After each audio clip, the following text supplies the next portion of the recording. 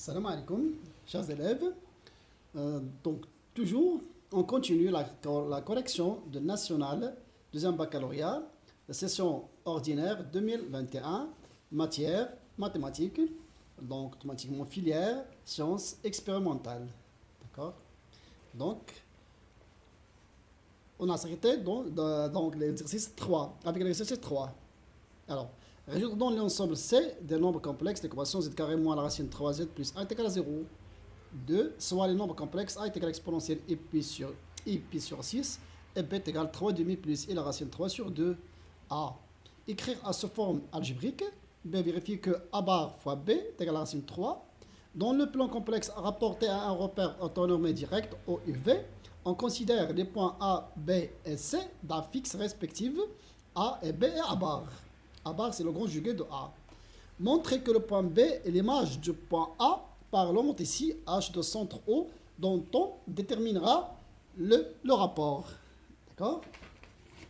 Alors, 4, d'accord? 4. Alors, soit Z la fixe d'un point M du plan, et Z' la fixe du point M', l'image de M par la rotation R de centre A et d'angle pi sur 2. A, écrire Z' en fonction de Z et A, c'est-à-dire trouver l'expression, automatiquement l'écriture complexe de la rotation. B, soit D la fixe du point D d'image, l'image de C par la rotation R, montrer que D est égal à A plus 1. Soit I, le point d'affixe le nombre A, montrer que AD et O est un losange. 5A, vérifier que D moins B est égal à la racine 3 moins 1 sur 2 facteur 1 moins I, et on déduire un argument du nombre D moins B. Question B, écrire le nombre A moins B sous forme trigonométrique. Petit c, déduire une mesure de l'angle orienté formé par les vecteurs BI et BD. Bon.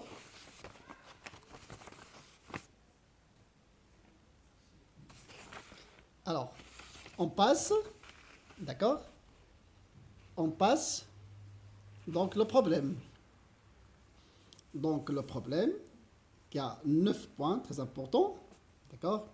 Alors, soit la fonction f définie sur 0 plus infini par f de 0 est égal à 0, f de x est égal à 2x la n de x moins 2x, si x est strictement supérieur à 0, et c'est donc, et c'est sa courbe représentative dans un repère orthonormé O et J, d'accord? Unité, ou bien, automatiquement. 1. Montrer que f est continu à droite au point 0. 2. A. Calculer la limite quand x tend vers plus infini plus x.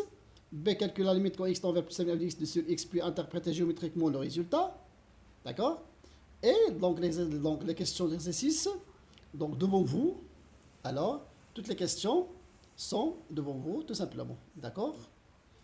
Alors, à un moment, donc les questions sont devant vous. Donc, on va commencer, pardon, on continue la correction. D'accord? On continue la correction. La page, donc la page 7. Donc, la page 7.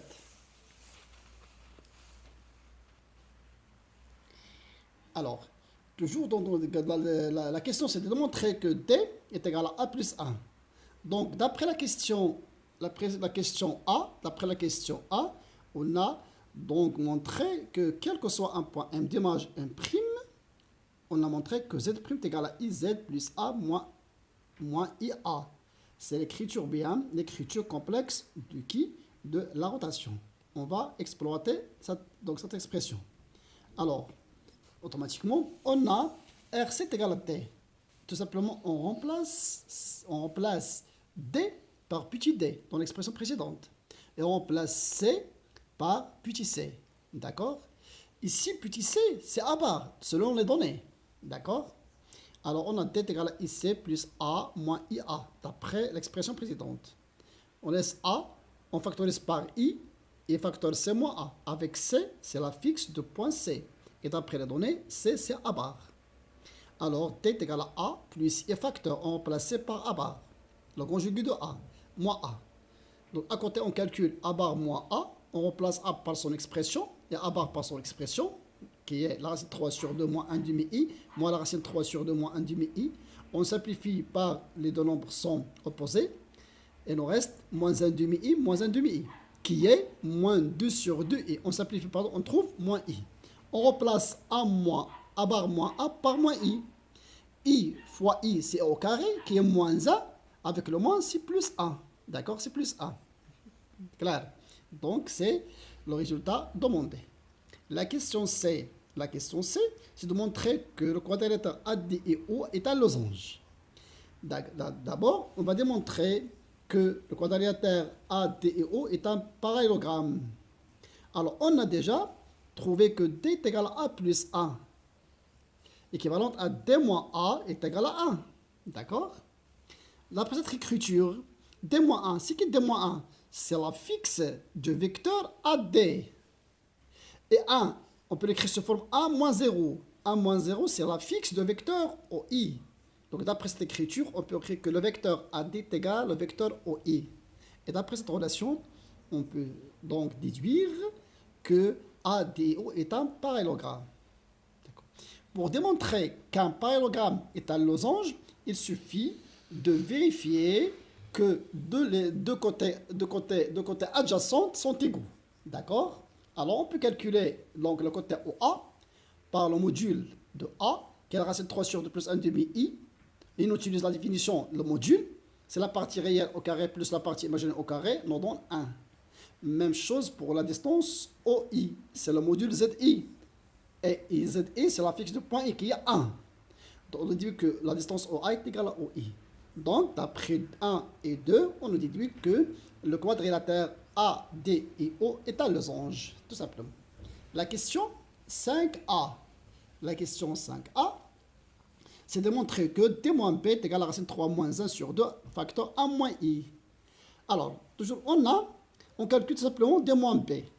On remplace D par l'expression précédente qui est A plus A, et P par son expression qui est 3 sur 2 plus I, la racine 3 sur 2. Avec le moins, nous donne moins avec moins. Alors, ensuite, on remplace A par son expression qui est la racine 3 sur 2 plus 1 demi-I. Voilà.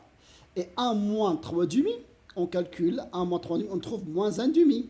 Moins I, la racine 3 sur 2. D'accord? Alors, la racine 3 sur 2 moins la racine moins 1 sur 2, donc même dénominateur. Il nous reste, et on factorise par I, on demande 1 moins la racine 3 sur 2 fois I. Donc, on factorise ici par moins, et on nous donne moins 1 plus la racine 3. On peut l'écrire sur la forme moins la racine 3 moins 1 sur 2i. De façon générale, donc on peut factoriser par la racine 3 moins 1 sur 2, il nous reste 1 moins i. D'où le résultat demandé. D'accord? Donc, on déduit quoi? Donc, l'argument du kit de D moins B. Alors, d'après la question précédente, donc la racine 3 moins 1 sur 2 est un nombre réel positif. Donc, ça, dans son argument, c'est 0. Alors, l'argument de la racine 3 moins 1 sur 2 congrue 0 module du P. Car tout nombre réel positif, non nul automatiquement, alors son argument est nul, 0. Et a moins i, on cherche un argument de a moins i, donc on factorise par le module qui est la racine de 2. Donc, nous donnons la racine de 2, la racine de 2 sur 2 moins la racine de 2 sur 2 fois i. Donc, on passe à la forme trigonométrique, qui est le cosinus moins pi sur 4 plus i sinus moins pi sur 4. D'où l'argument de a moins i congrue moins pi sur 4 modulo du pi. Et on utilise, alors on a d moins p. L'argument de d moins p, ce n'est que l'argument de la racine 3 moins 1 sur 2 plus l'argument de 1 moins i. C'est une formule d'après le cours. On a l'argument de z fois z' égal à l'argument, non pas égal, pardon, congru l'argument de z plus l'argument de z' congru de pi. Pardon, modulo de pi. Je répète. Alors, si on a z et z' de nombres complexes ayant des formes trigonométriques, alors l'argument de z fois z' congrue l'argument de z plus l'argument z' modulo de pi. Donc on remplace l'argument de la racine 3 moins 2 sur 2 par 0, plus l'argument de 1 moins i qui est moins p sur 4, d'où l'argument de d moins b congru moins pi sur 4 modulo du pi. La page, on passe à la page 8. D'accord? La page 8. Alors, toujours là, la question c'est trouver, ou écrire 1 moins b sous forme trigonométrique. On a 1 moins b égale 1, je le laisse 1, et b, je remplace par son expression qui est 3 demi plus i, la racine 3 sur 2. Avec le moins, on donne 1 moins 3 demi, moins i, la racine 3 sur 2. 1 moins 3 demi, c'est moins 1 demi, et moins i, la racine 3 sur 2. Alors, 1 demi, la cosinus de p sur 3 nous donne 1 demi, et la sinus de p sur 3 nous donne la racine 3 sur 2. Et on utilise les formules trigonométriques, ou bien le cercle trigonométrique, on trouve que moins cosinus pi sur 3, ce n'est que cosinus moins 2pi sur 3, plus i, la sinus moins 2pi sur 3, d'où donc le résultat demandé. Alors, la question C, c'est de calculer la mesure de l'angle entre BI et BD. Alors, d'après la définition, on a la mesure de l'angle BI-BD congrue l'argument de... Attention, faire attention. Alors, le vecteur BI, je le mets l'affixe de I moins l'affixe de B au numérateur. Par contre, l'affixe de D moins l'affixe de B au numérateur. Très important. Alors, donc, la mesure de l'angle B et BD congrue l'argument D moins B sur ZE moins B. On remplace ZE par 1. D'accord? On trouve donc l'argument de D moins B sur A moins B au modulo du pi. J'utilise une propriété d'argument qui est l'argument Z1 sur Z2 congrue l'argument Z1 moins l'argument Z2 au modulo du pi. D'accord? Alors, c'est l'argument D moins B moins l'argument A moins B. Déjà, on a trouvé que l'argument de D moins B, c'est moins P sur 4. Et l'argument de l'argument 1 moins B, déjà trouvé, c'est quoi? C'est moins 2 pi sur 3. Moins, avec le moins, on donne plus. D'après le calcul, on trouve donc la mesure de l'angle, donc congrue 5pi sur 12 modulo du pi. D'où le résultat demandé. Donc, chers élèves, on passe au problème. D'accord? Alors, la fonction donnée, c'est donc la suivante. La première question, montrons que f est continu à droite au point 0. Automatiquement, on rappelle. Donc, si on veut étudier, ou bien pour montrer la continuité d'une fonction à droite d'un point x0, il suffit de calculer la limite quand x tend vers x0 et on la compare avec f de x0. Alors, si la limite quand x tend vers x0 à droite est égale à f de x0, alors la fonction f est continue. D'accord? C'est ça ce qu'on va appliquer. On calcule la limite quand x tend vers 0, plus à droite, donc f de x. Donc, on remplace f de x par son expression. La limite quand x tend vers 0 à droite, 2x ln x moins 2x est égal à 0. Pourquoi? On a déjà 2x, on place x par 0, c'est 0. Et x ln x, c'est une limite usuelle. Voilà, limite usuelle. La limite quand x tend vers 0 plus x ln x est égal à 0. Alors, 0, et donc, on a déjà, d'après les données, f de 0 est égal à 0. Alors, la limite quand x tend vers 0 plus, de f de x est égal à f de 0. Donc, f est continu à droite au point 0. La question 2, calculons la limite quand x tend vers plus l'infini. On a la limite quand x tend vers plus l'infini, f de x est égal à la limite quand x tend vers plus l'infini, on remplace f de x par son expression. Donc, si on remplace x par plus infini, on trouve une forme interminée. Donc, la technique utilisée, c'est donc, on factorise par 2x. Alors, la limite quand x tend vers plus l'infini, 2x, c'est plus l'infini. Ln de x plus l'infini, c'est une limite usuelle, c'est plus l'infini. Moins 1 négligeable. Alors, plus l'infini fois plus l'infini, on donne plus l'infini, la justification. D'accord? On passe à la page 9. On passe à la page 9. D'accord? Alors, donc, la limite quand x tend vers plus l'infini, f de x est égal à plus l'infini. La question B, calculons la limite quand x tend vers plus l'infini, f de x sur x. La limite quand x tend vers plus l'infini, f de x sur x, on remplace f de x par son expression. Donc, c'est une forme indéterminée. Tout simplement, on factorise par x et on simplifie. On trouve la limite quand x tend vers plus l'infini, 2 ln de x moins 2. Alors, ln de x plus l'infini, c'est plus l'infini.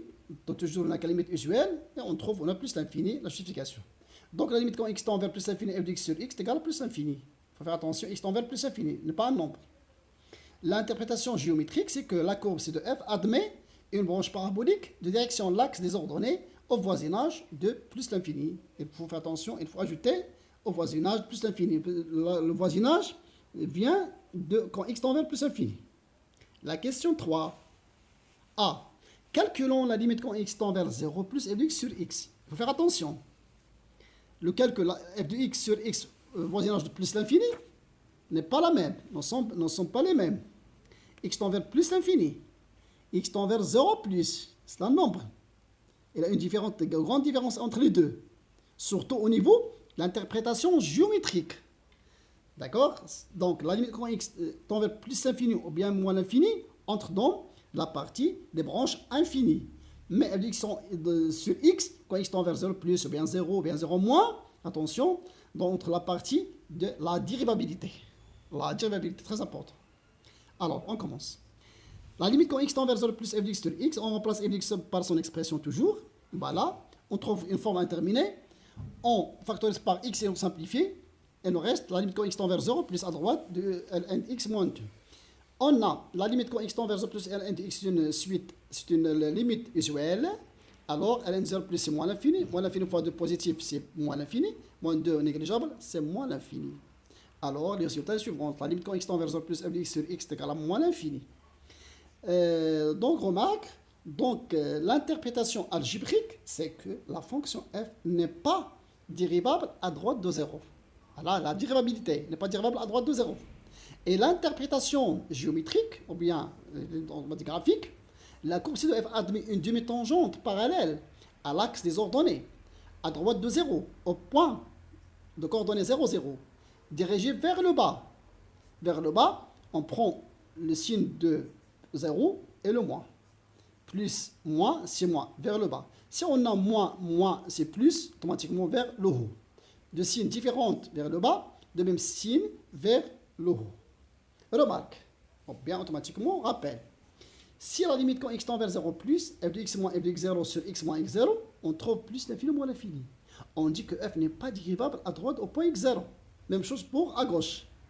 Notre cas, c'est la même. Alors, on remarque que la limite quand x tend vers 0 plus f de x sur x peut s'écrire sous la forme. La limite quand x tend vers 0 plus f de x moins f de 0 sur x moins 0. La dérivabilité. Voilà, la dérivabilité. On trouve moins l'infini. C'est que f n'est pas dérivable à droite de 0.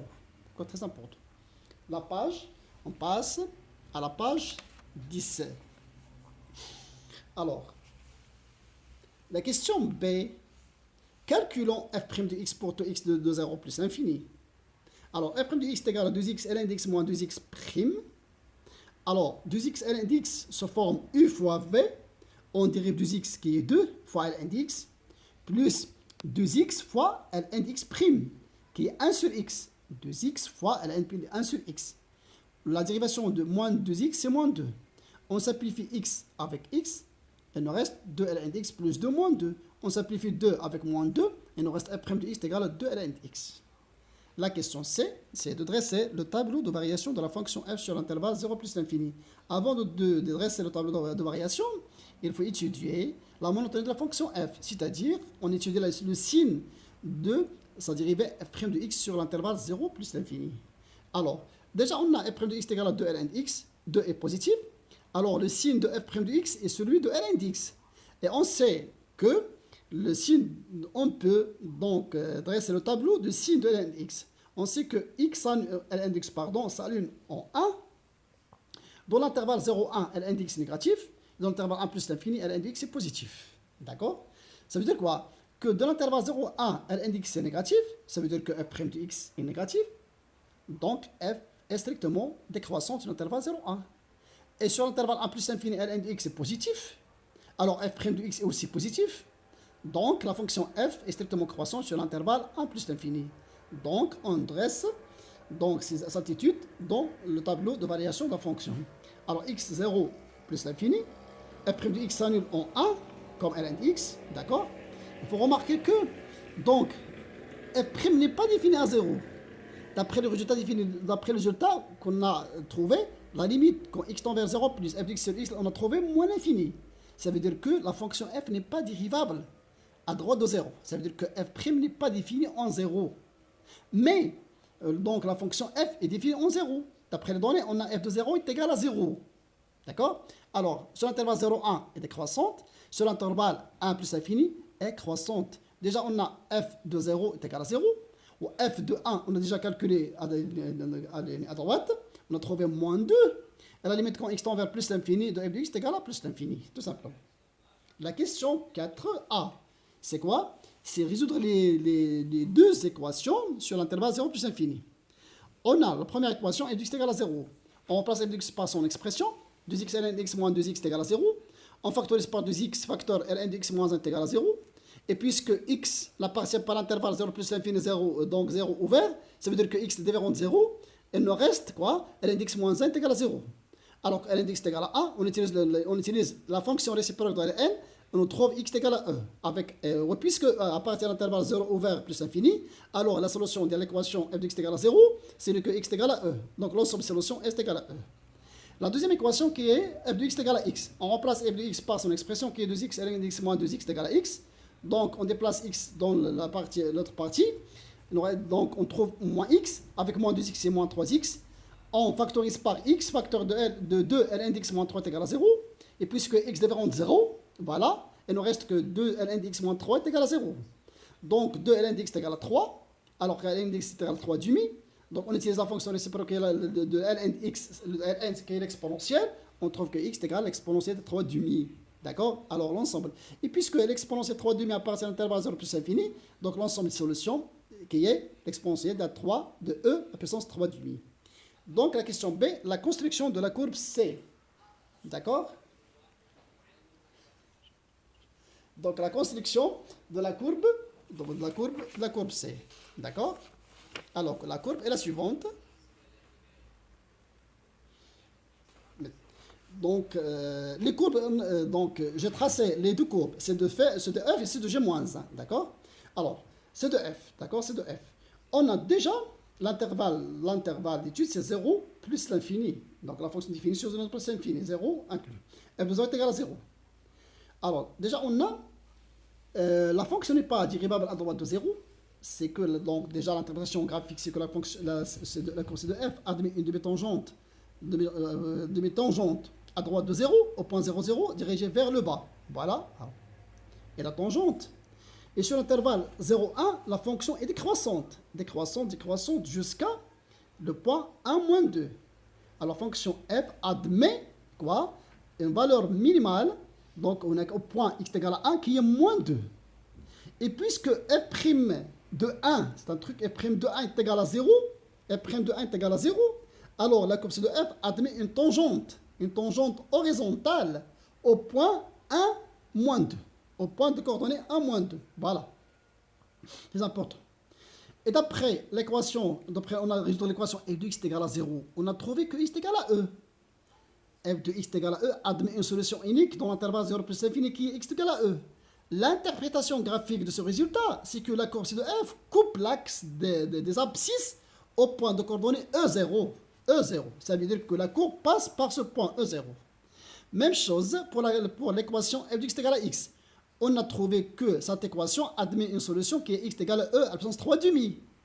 Alors, la courbe de f coupe la droite d'équation y est égale à x, qui est la première bisectrice, au point de coordonnées e à puissance 3 demi, et son image qui est e à puissance 3 demi. Voilà, vous remarquez ce point. Et on a déjà l'interprétation de f de x sur x au voisin plus l'infini, on a trouvé une branche parabolique dans direction l'axe des ordonnées au voisin plus l'infini. Voilà. Pour tracer sur cette partie, donc on s'intéresse donc avec un petit tableau pour calculer l'image de 5, qui est 6 plus 1, et l'image de 6, qui est 9 plus 5, pour automatiquement représenter à peu près précisément la courbe. D'accord? Et la courbe de la fonction réciproque, après, on va l'expliquer. Donc, chers élèves, donc, je vous souhaite donc un bon succès. ونتمنى لكم النجاح إن شاء الله والتوفيق جميعا. ولا تنسوا دائما هناك المشاركة في قناتكم ليصلكم كل جديد إن شاء الله. بالتوفيق. أعانكم الله.